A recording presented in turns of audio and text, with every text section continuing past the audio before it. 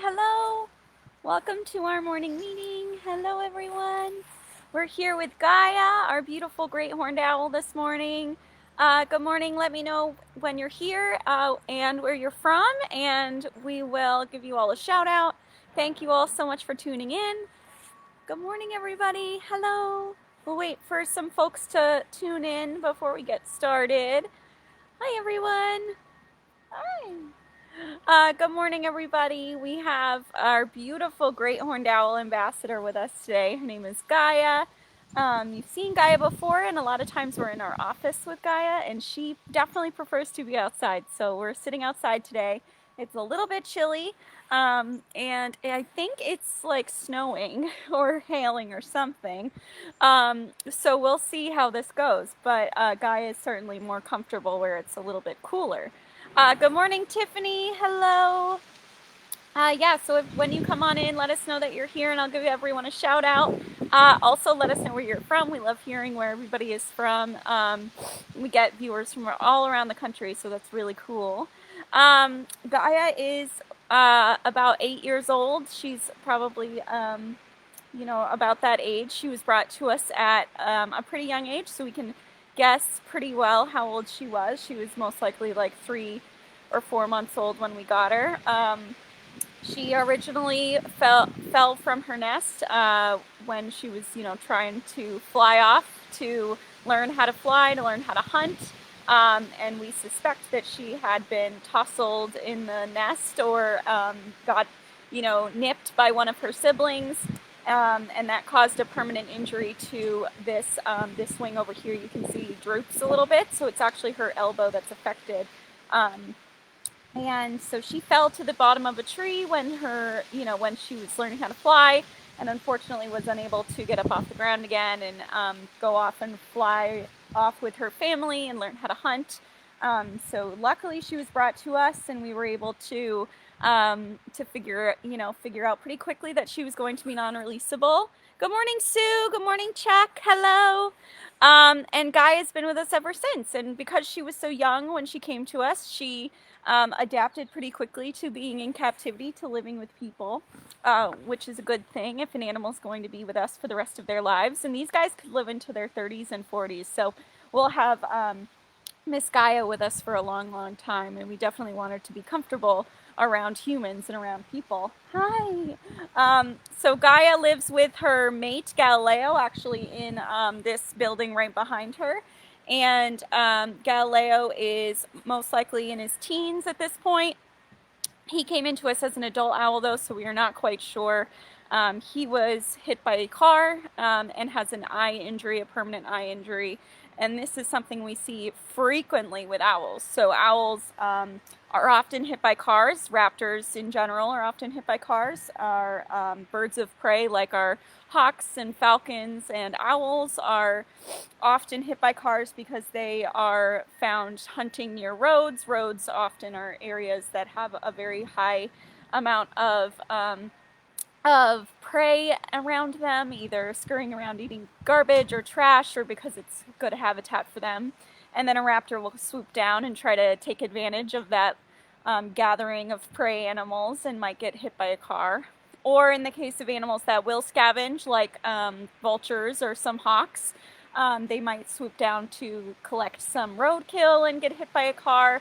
Owls are often hit by cars because they are also hunting near roads at night, and it's hard for motorists to see them before they, swoop down right in front of their cars. So it's hard to avoid them at night when, it's hard to see. So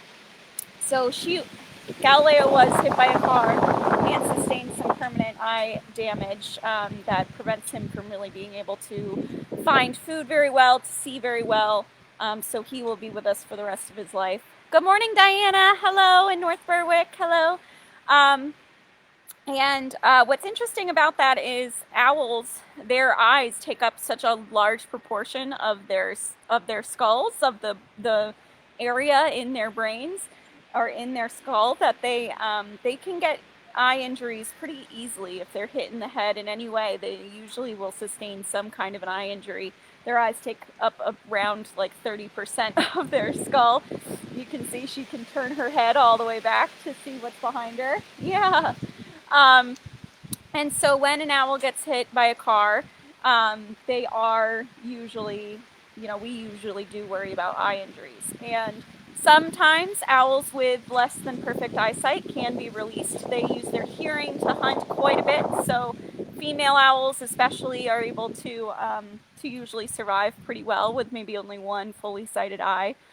We in fact did a tracking study on one of our patients about 10 years ago now, who was released in Maine with only one fully sighted eye, and actually survived for a few years before the tracker fell off, and we don't know what happened after that. But the females of owls are usually not the primary providers for the family. They are the ones that are like defending the family, that are sitting on the nest and making sure that predators don't eat their babies and things like that. The males are usually the ones that go off and fly around and hunt for prey. And so they really need to be perfectly sighted, really very, very adept hunters. So males with one eye would probably not be able to survive in the wild or provide for a family. And so that's why we have Galileo here at the center. He is a wonderful mate for Gaia, though. When Gaia was adopted first, we put her in with Galileo, and he immediately started preening her and cooing at her, so they definitely get along. They are a mated pair. They are very fond of each other, and she, Galileo will call to her when she's out of her enclosure and kind of be like, "Where'd you go?" So they are definitely a mated pair and do very great work fostering young owls for us. So when we get great horned owl patients into the center, we're able to put them in with Galileo and Gaia, and they can help us to raise them. So they do a wonderful service for us. Laura says, it looks chilly out. What do owls do in winter? Hi, everybody. Sorry I was talking for so long. I didn't say hello to you guys. Good morning, Laura. Good morning, Kim. Good morning, Ike in Dover. Good morning, Jennifer, who has a tattoo of a great horned owl. That's awesome. Good morning, Priscilla. Hello. Laura, what do owls do in the winter? So this is a great question, Laura. Great horned owls, like Gaia, will stay here all winter long. Gaia is actually pretty comfortable right now. She's not cold. I'm a little chilly, but she's not. In fact, I've done the last couple of morning meetings with Gaia over the last few months in our back office, and because the weather's been like rainy or something during the day, and she actually gets really hot and uncomfortable when I bring her inside. So we are doing it outside today. She's much more comfortable in the brisk temperatures that we have. She's used to it. She lives outdoors, so she is very comfortable out here. She has a really, really thick layer of downy feathers all over her body that act like a very, very warm coat. And help her to get through the winters. So these guys are really, really great at surviving. What was that? At surviving the winters up here, and they are also really good at hunting and finding their food during the winter. And this is one of the most important parts of their survival, is their ability to find food in the winter. And what this usually means is hunting for mice and rodents underneath snow, and what they're able to do is hear mice scurrying around underneath about a foot of snow with their amazing acute hearing, and then they can pinpoint where that sound is coming from and punch through the snowpack with these giant talons that you can see that Gaia has. Her talons are very, very large, among the largest in the owl world, and they have a crushing power of about 300 pounds per square inch, or about 10 times the amount of grip strength that we have in our hands. So they can punch through snowpack, grab up a mouse, and feed themselves all winter long. They're really incredible. Good morning. It is windy here, and I think it is like, I saw some like hail or snow or something, so there's definitely some weather coming through. And it is windy, but Miss Gaia certainly doesn't seem to mind. So other owls will migrate. Owls like our screech owls will kind of migrate down to areas that have more insects available. The biggest reason that animals migrate is usually because of food availability. So screech owls like And small owls that eat insects are not going to be finding a lot of insects here in the wintertime. So they will migrate down to areas where there are more insects available. So even if that's just like New York, New Jersey, they will migrate just that far. So they're a short distance migrant. Most owls don't migrate all the way down to like South America, like some of our hawks and falcons do. But there are some that migrate from northern areas like the North Pole, the Arctic. They migrate down here for the winter. This is actually their Florida. So snowy owls are known to do this. They live up in the tundra in the North Pole for most of the year, and then they migrate down south. Especially the young ones, the juvenile ones, and the females will migrate down south for the winters. So we actually do see a lot of snowy owls coming through this area during the winters. We see them along their beaches and our marshes. They like really wide, flat, open spaces that mimic the terrain up in the North Pole. So a nice flat, open landscape that they can hunt on.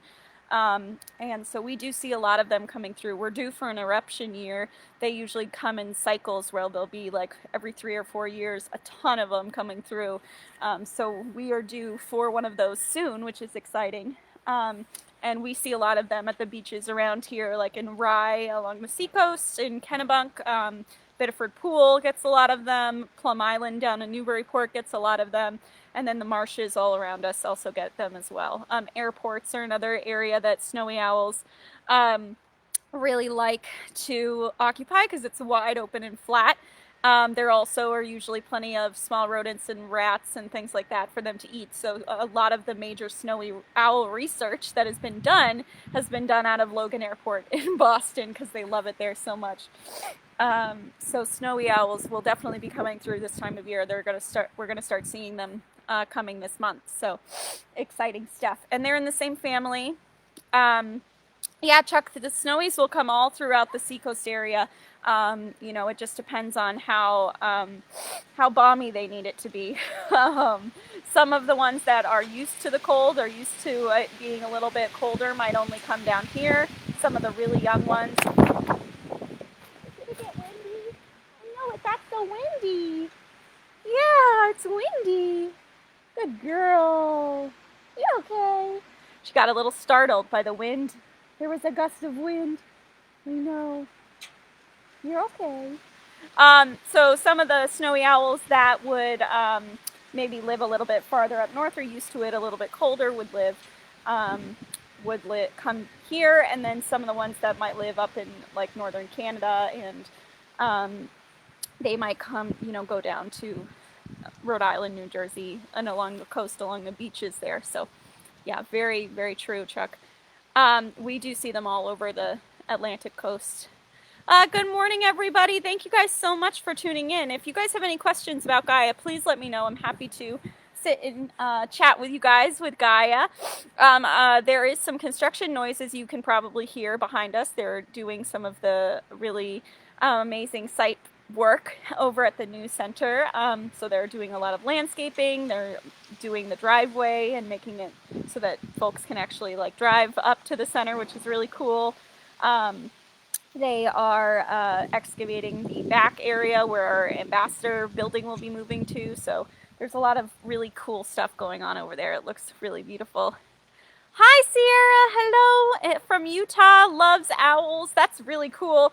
The owls in Utah are very different than the owls that we have here. You probably will have some more desert-dwelling owls, which is really awesome. So the elf owl that lives in the Sonoran Desert. I'm not sure if it goes into Utah, but they are the smallest owl species in the world, and they live in cacti, which is really cool. And yeah, so desert-dwelling owls are a lot different than forest-dwelling owls. They have a whole different suite of adaptations. Many of them are actually adapted to be awake during the day instead of nocturnal, like most of our owls, because in the desert at night it gets too cold for them to move around. So, so many owls that live in the desert are what we call either diurnal, they're awake during the day, or they're kind of like crepuscular, which means they're awake at dawn and at dusk, and they rest during the like really hot midday times. So there are a lot of different cool owls that live in the desert, and they usually also don't look the same as our owls that live in the forest. So they don't tend to have the horns on the top of the head. So you can see Gaia is called a great horned owl for these horns that are on the top of her head, these little feathers. You can see them blowing around in the wind. They're not really horns like on a goat or anything. And they're also not ears. People will sometimes call them eared owls. They're just feathers. They're called plumicorns, and they help to assist our owls in their camouflage so that they can look more like a tree. So they help them just look tall and vertical and like they're a part of a tree. Like that. Yeah, look at that. They're blowing right up. I know it's windy today. So owls that live in the desert aren't going to have those, right? They're not going to have something that makes them blend into a tree because there aren't a lot of trees. So they usually will have a round face with like kind of a more of a barred owl look to them. And then they also will typically have bare legs, so they're not going to have feathers and as dense plumage on their legs. So these guys have what we like to call pants. Our great horned owls have these pants that they have on their legs. So their whole feet are covered in feathers. Their legs are covered in feathers. Their whole bodies, I moved. It's okay. Their whole body is covered in feathers to keep them warm. And the desert owls are not going to have that. So it's very cool in Utah. I would be very interested to hear more about the species of owls that live in Utah. Probably burrowing owls are one that you probably have there. They actually live underground, which is kind of crazy to think of an owl living underground. But they find very different homes to live in. It's really cool. Good morning, Katie. Hello. Thank you for tuning in. I know, Chuck, the owls are really cool. They're the only nocturnal raptor that we have, and their adaptations to be nocturnal are really unique and crazy. So all the owls we suspect evolved to be nocturnal, and then some of them did evolve back to being diurnal or awake during the day. So their adaptations to be nocturnal are really amazing. Their skulls are an entirely different shape. Their ears are an entirely different shape. Ooh, wind! Okay, good girl. Good girl. It just got so windy. Good job, Gaia. Nice job. You're such a good girl. Hey, nice job. I don't know if you guys saw this, but she kind of hunkered down with the wind. That was cool. Good girl. Nice job. And you guys have probably seen while we've been talking, Gaia looking all over the place. She can turn her head to see all the way backwards behind her. She can rotate it around the other way and look around the other way behind her. She can actually flip her head to look upside down behind her, which is really cool. And they're able to do that because their eyes are locked in place. They're not able to turn their eyes the way that we can, so they have no peripheral vision. They can't roll their eyes around in their skulls. They have to turn their heads because it's like they're looking through binoculars kind of all the time. So if you've ever used a pair of binoculars, you have to move your whole head around to see. These guys see like that. Their eyes are actually fixed in place. They have these bone tubes that surround them to support all that eyeball. Their eyes are really, really large and filled with extra rods and cones, specifically the cones that pick up on in low light. They are really good at seeing in very low light conditions, and their eyes are filled with those cells.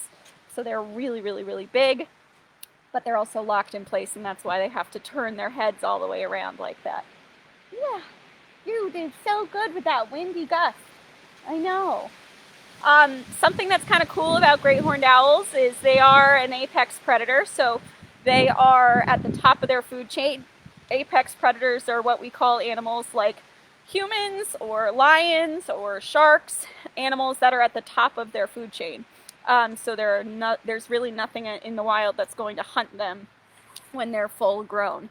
So great horned owls are an apex predator, and this means that unless they're a baby or injured on the ground or something like that, when they're in full health, there's very little that's going to mess with them in the wild. In fact, the only thing for many years that would hurt and kill an owl was a human. These guys were often kind of reviled. People really didn't like them because they thought that they would hurt their livestock. So up until about maybe 100 years ago, farmers were able to kill these guys and as a defense for their livestock. And so their numbers in our area were actually really low for many years. They almost went extinct in our area because of all the predation from humans. But then the Migratory Bird Act was passed, which prevented the hunting of owls for their plumage. They also, farming decreased in our area, and so they've been able to rebound. Where are you going? I know. Hi. So their numbers have been able to rebound, and they're doing much, much better now than they were even 100 years ago, and they're very common now. So they are very, very successful. They really like a big open field to fly over and hunt over at night. They're known to eat fairly large prey animals like skunks and opossums and maybe even a raccoon if they're brave. But they also will take, like Chuck mentions, they will take smaller owls and birds. So something that not a lot of people know about is that owls will actually eat other smaller species of owls. So she would eat a barred owl or a screech owl or something like that. Yeah. And then they also have to defend their babies from other species of raptors. So hawks and eagles will go after, owlets all the time. So it's really, whatever they can find, they're going to eat. But skunks are a big time favorite of our great horned owls. It's windy. Skunks are a big favorite of our great horned owls. I know. It's another gust. Good girl. Most birds can't really smell that well, so they don't really mind the stink of a skunk, right? If anyone has any other questions about Gaia, please let me know. I think we're going to wrap up a little early just because it's getting so windy out here. But if anyone has any last questions about her, please let me know, and I'm happy to answer them. Otherwise, I think we're going to put Miss Gaia back in her enclosure that's nice and protected from the wind. Yeah. Something else that's cool about owls is they are sometimes called the tigers of the night because they are an apex predator, but also because of the beautiful stripes that they have all over their feathers that make them look kind of striped like a tiger. And then they also, it's meant to camouflage with tree bark, so it's meant to blend in really nicely with the bark of a tree. Eat up the skunks, yeah, so they do eat a lot of skunks. Okay. It's so windy. Where are her ears, asked Jennifer. That's a really great question. So her ears are located, are right alongside her eyes on the side of her head. If you see that black line that goes up and down the side of her head, her ears are right behind there. And they are very, very large. They're pretty big. And they help her to hear really, really well. Hi. Are the horns used for something in particular or evolved for something special? So the horns, yes, they are very important for helping her to camouflage, to blend in. So when they get, when they're sitting in a tree and they hear something wander by and they want to camouflage themselves, what they'll do is they'll stand up super straight and tall, and they'll stick their horns straight up in the air to make themselves look tall, like the tree bark or like the tree trunk, so that they blend right in. They also will use them as kind of an expression thing. So when they are defending a nest, they will puff up all their feathers, make themselves look really big and huge, stick those horns right up in the air and kind of raise their hackles. So they have kind of a dual purpose in these guys. They make them look pretty big and tough too. Well, thank you guys so much for joining us today. We're going to wrap up and put Miss Gaia back in her nice wind-protected enclosure. Yeah. Thank you all so much for watching. I know. She's like, I'm ready to go. Thank you guys so much for watching. We'll see you all again tomorrow. We have a very special morning meeting tomorrow, we're going to be doing a One Health themed program with Perry.